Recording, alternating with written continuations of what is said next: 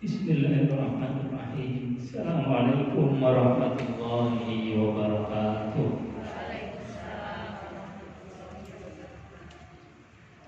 Bismillahirrahmanirrahim. Wa binasrillah la hawla wa la quwwata illa billah. Asyhadu an la ilaha illallah wa asyhadu anna Muhammadan abduhu wa rasuluh. Allahumma shalli wa sallim ala sayyidina Muhammad wa ala alihi wa sahbihi ajma'in. Rabbi shrah li sadri wa yassir li amri wa hlul 'uqdatam min lisani yafqahu qawli, amma ba'd. Qala Allah ta'ala fi kitabil karim wa huwa asdaqul qailin. A'udzu billahi samil 'alim minasy syaithanir rajim. Bismillahirrahmanirrahim. Ya ayyuhalladzina amanu taqullaha haqqa tuqatih wa la tamutunna illa wa antum muslimun. Shadaqallahul azim wa shadaqa rasulul karim wa nahnu ala dzalika minasyahidin walhamdulillahi rabbil alamin. Hadratal mukarram wabil khusus pengurus dari Yayasan Bank Infak Dunia dari Jakarta, alhamdulillah Pak Reza, Pak Angga sudah hadir di majelis yang mulia ini. Yang saya hormati Ketua dari Bank Infak Amanah Semarang, dari mulai jajaran pembina, pengawas serta pengurus harian yang juga sudah hadir pada kesempatan sore hari ini. Dan tidak ketinggalan pula ibu-ibu sahabat infak yang hadir pada kesempatan sore hari ini yang dimuliakan oleh Allah Subhanahu wa taala. Pertama dan yang paling utama tentu kita bersyukur kepada Allah Subhanahu wa taala biqauli alhamdulillahirabbil alamin. Karena dengan nikmatnya lah kita bisa hadir di tempat ini. Dengan rahmat kasih sayangnya Allah kita bisa hadir bergembira untuk mendatangi majelis-majelis ilmu, majelis-majelis silaturahim. Mudah-mudahan hadirnya kita di tempat yang mulia ini dicatat sebagai amal soleh dan akan dimasukkan ke dalam surganya Allah. Amin Allahumma amin. Bapak Ibu hadirin jamaah yang dimuliakan Allah Subhanahu wa taala. Kenapa kita harus berbangga ketika hadir di majelis ilmu? Kenapa kita harus senang, punya nilai kebanggaan ketika hadir di majelis taklim? Karena baginda Rasulullah SAW pernah bersabda dalam sebuah hadisnya. Beliau mengatakan, ad-dunya mal'unatun, mal'unun ma fiha. Dunia itu hakikatnya adalah sesuatu yang dilaknat oleh Allah, dibenci oleh Allah Subhanahu wa ta'ala. Karena apa? Karena ya dunia itu isinya hiruk pikuk seperti itu. Dunia itu isinya sesuatu yang melalaikan daripada Allah Subhanahu wa ta'ala. Dunia seringkali menghimpit kita, melalaikan kita. Makanya disifati sebagai mal'unatun. Dunia itu sesuatu yang dilaknat oleh Allah Subhanahu wa ta'ala. Makanya Allah dalam ayat yang lain itu mensifati bahwasanya dunia itu adalah la'ibu walahu, hanya sendal gurau saja. Jadi ya main-main saja kita di dunia ini. Makanya dunia itu sesuatu yang dibenci oleh Allah Subhanahu wa ta'ala, sesuatu yang dilaknat oleh Allah.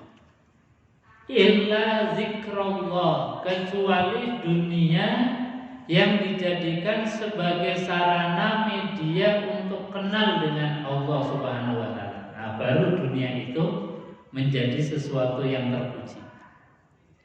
Jadi asal dunia adalah terlaknat, asal dunia adalah sesuatu yang dibenci Allah, dunia akan menjadi mulia, dunia akan menjadi sesuatu yang berharga, manakala dunia sebagai sarana media untuk mengingat Allah Subhanahu wa Ta'ala. Itu baru kemudian dunia punya nilai. Kita punya uang, uang akan bernilai manakala uang itu untuk sanggup ibadah kita, untuk bekal ibadah kita. Jadi kita niatkan dari mulai kita keluar rumah mencari maisha. Ibu-ibu mungkin ada yang berdagang, ada yang jualan, ada yang usaha apa. Diniati dari rumah untuk menghidupi keluarga, itu sudah jihad di jalan Allah Subhanahu wa Ta'ala. Itu dunia yang dalam rangka untuk mengingat Allah, dunia yang diawali dengan mengingat Allah. Ketika mendapatkan dunia, bersyukur dengan ucapan alhamdulillah. Nah, itu baru kemudian punya nilai, punya keberkahan. Makanya kemudian di setiap apapun dunia kita itu diajari oleh baginda Rasulullah SAW sesuatu yang menjadikan dunia itu jadi mengingat kepada Allah. Makanya dalam sebuah hadis baginda Rasulullah SAW di dalam mensifati dunia itu juga ad-dunya mazra'atul akhirah. Dunia itu mazra'ah. Mazra'ah itu artinya tempat nanamnya kita, nandurnya kita. Kalau kita nandur padi, yang akan keluar hasil padinya. Ketika kita menanam ketelan, maka yang dihasilkan juga ketelan. Itulah yang ditanam yang akan kemudian kita dapat hasilnya. Ketika kita menanam kebaikan di dunia, apapun kebaikan itu, kata Quran, in ahsantum li anfusikum. Ketika kalian itu berbuat baik sekecil apapun, meskipun orang lain tidak tahu, meskipun kanan kiri kita tidak tahu kebaikan kita, maka ahsantum li anfusikum. Kebaikan itu akan kembali kepada kita. Jadi jangan khawatir kita berbuat baik yang tidak diliput orang. Jangan khawatir kita berbuat baik yang tidak dilihat orang, karena Allah Maha Tahu yang pasti akan memberikan ganjaran pahala kepada kita. Termasuk kata baginda Rasulullah SAW, kita menanam padi. Yang padi itu mungkin ada yang dipatuk oleh burung, dimakan oleh burung. Kata Rasulullah, padimu yang dimakan burung itu adalah sedekah. Yang kita sendiri kadang-kadang nggak merasa sedekah, tapi itu dikasih pahala oleh Allah. Kita kemudian misalnya nanam dari tanaman, yang tanaman itu menghasilkan oksigen. Yang oksigen itu dihirup oleh siapapun. Yang menghirup oksigen yang hasil dari tanaman kita kan kita nggak tahu juga. Siapa yang menghirup oksigen dari tanaman ini, dari tanaman ini, padahal tanaman itu yang menanam kita. Kata Rasulullah SAW, hasil daripada oksigen dari tanaman yang kita tanam itu adalah sedekah, yang kadang dan pasti kita nggak tahu sedekah itu masuk di hidungnya siapa. Oksigen itu masuk di hidungnya siapa kita nggak tahu. Dan kita pun menghirup oksigen setiap hari, nggak tahu oksigen itu dari tanamannya siapa, yang menanam siapa nggak tahu. Itulah berkahnya daripada tanaman-tanaman kebaikan kita. Meskipun orang lain nggak tahu kita menghirup udara dari oksigen tanaman yang ditanam oleh siapa, tapi Allah Maha Tahu dan akan memberikan pahala kepada kita. In ahsantum ahsantum li anfusikum. Kalau kalian berbuat baik, maka berbuat baik ini nggak akan ketukar untuk siapapun, pasti balik kepada pelaku. Maka berlomba-lombalah kita dalam kebaikan. Tidak harus dilihat orang, tidak harus diliput oleh media, tidak harus kemudian diworo-woro diceritakan kepada orang lain, tapi Allah yang Maha Tahu pun akan memberikan balasan. Sebaliknya juga wa in asa'u falaha. Keburukan yang kita ciptakan, meskipun orang lain nggak tahu kalau kita sedang membuat satu perkara yang bisa mencelakai orang lain. Ketika keburukan kita buat, meskipun orang lain itu tidak tahu, meskipun gak ada yang memotret, gak ada yang melihat, gak ada yang meliput, kejelekan, keburukan, dan kezaliman yang kita bikin pasti akan kembali kepada kita sendiri. Itu satu rumus kepastian dalam hidup. Makanya kita janganlah berbuat jelek apapun bentuknya, sekecil apapun. Karena apa? Yang rugi bukan siapa-siapa, tapi yang rugi justru diri kita sendiri. Makanya mari kita berlomba-lomba di dalam kebaikan, karena tidak ada kebaikan yang tertukar. Dan mari kita jauhi segala apapun keburukan, karena keburukan yang rugi justru pelakunya sendiri. Itu yang disebut sebagai dunia. Ad-dunya mal'unatun, mal'unun ma fiha. Dunia itu hakikatnya sesuatu yang dilaknat oleh Allah, dan setiap apapun yang ada di dunia ini posisinya sama. Illa zikrullah, kecuali dunia yang jadi sebagai media sarana pengingat kepada Allah Subhanahu wa taala. Au aliman au muta'alliman. Kata Rasulullah, yang tidak dilaknat diantaranya tadi dunia yang jadi sebagai sarana pengingat Allah, dan juga proses belajar mengajar. Jadi hadirnya kita, Bapak Ibu sekalian, ini bukan hanya sekedar kita hadir kemudian kumpul dengan teman atau mau mendapatkan pinjaman, tidak sekedar itu. Kita hadir di setiap majelis taklim manapun bukan sekedar kita pengen dapat ilmu atau kumpul-kumpul dengan teman, tapi proses ketika kita hadir di majelis ilmu adalah proses yang dicintai oleh Allah, proses yang menjauhkan kita dari laknatnya Allah Subhanahu wa ta'ala. Maka siapapun yang hadir di majelis-majelis ilmu semacam ini dimanapun, itu adalah majelis rahmatnya Allah, majelis kasih sayangnya Allah. Di situ Allah mencurahkan berbagai rahmat kasih sayang kepada kita.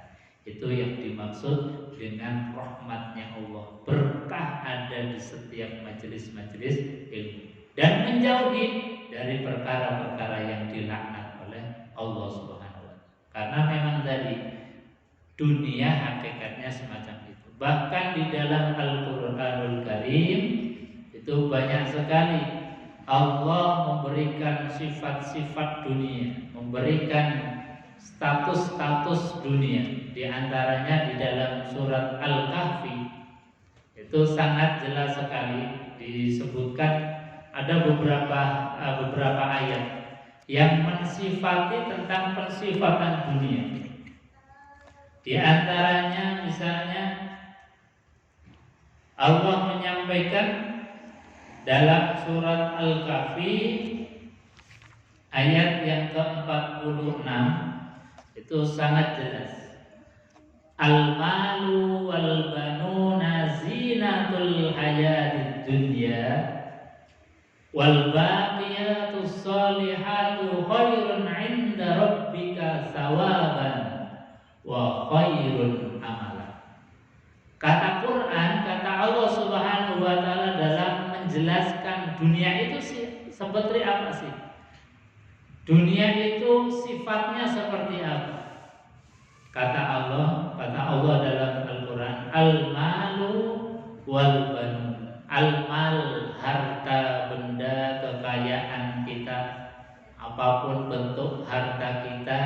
benda kita, kekayaan kita. Wal banuna, dan juga anak-anak kita, keturunan-keturunan kita, zuriyah kita, itu disifati oleh Allah zinatul hayatid dunya, hanya perhiasan, aksesorisnya dunia.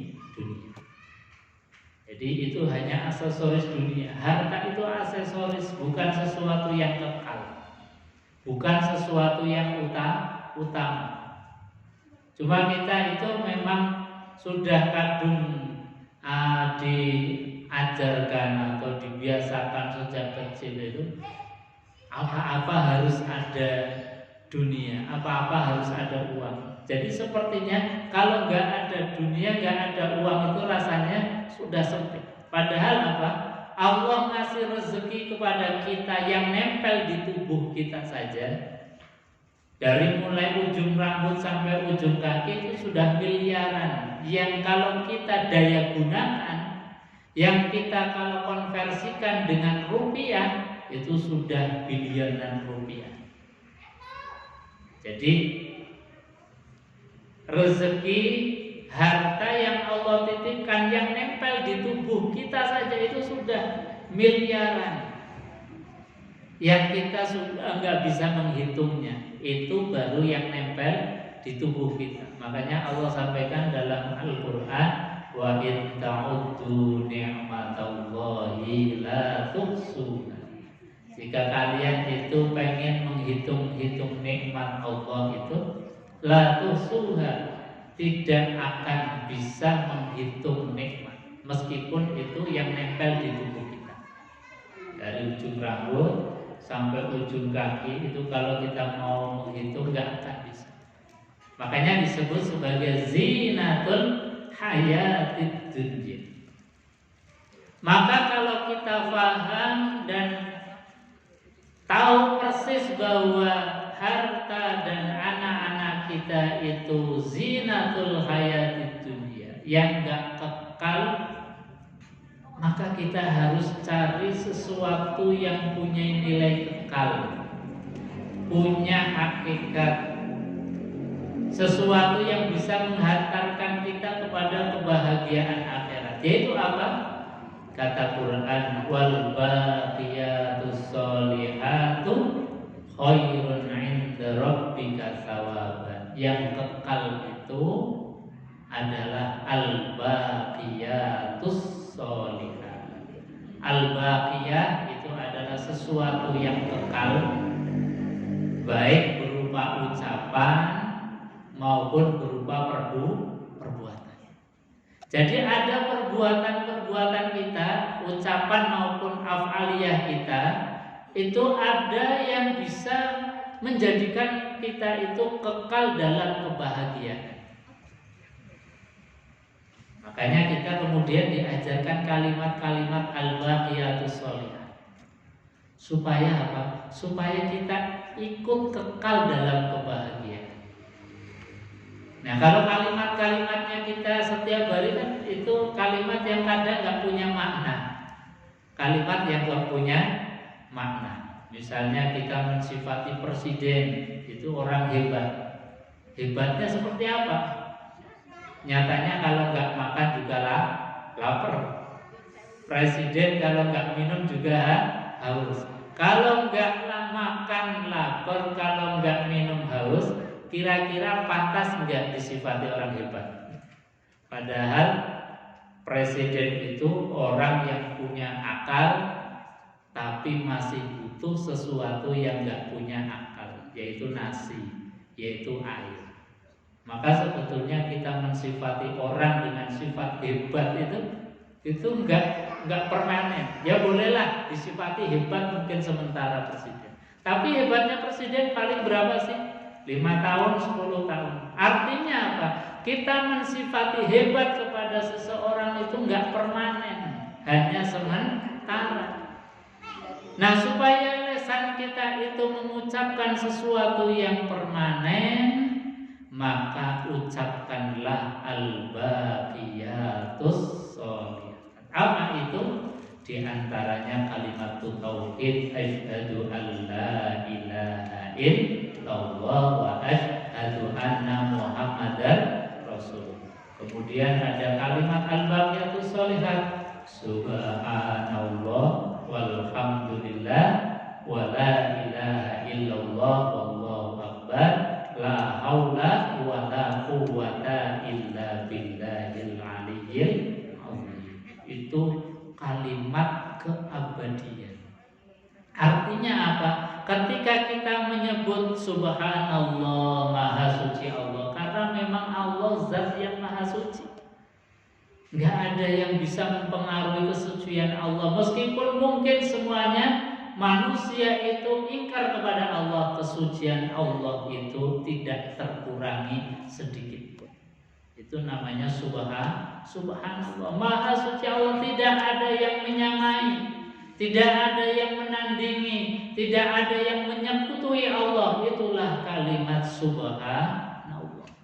Artinya ketika kita mengucapkan kalimat subhanallah, ya kalimatnya itu ada, substansi hakikat kalimatnya itu juga ada. Dan kita yang mengucapkan itu ikut terbawa dengan kebahagiaan yang hakiki. Karena apa?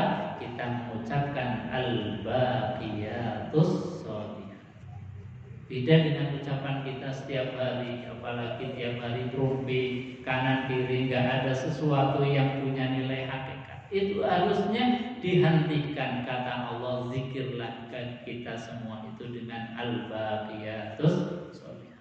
Untungnya Allah memaksa kita memberikan satu syariat yang namanya sholat, yang di dalamnya isinya baik af'aliyah, ucapan mau perbuatan kita itu adalah perbuatan yang disifati sebagai al-baqiyatus sholihah.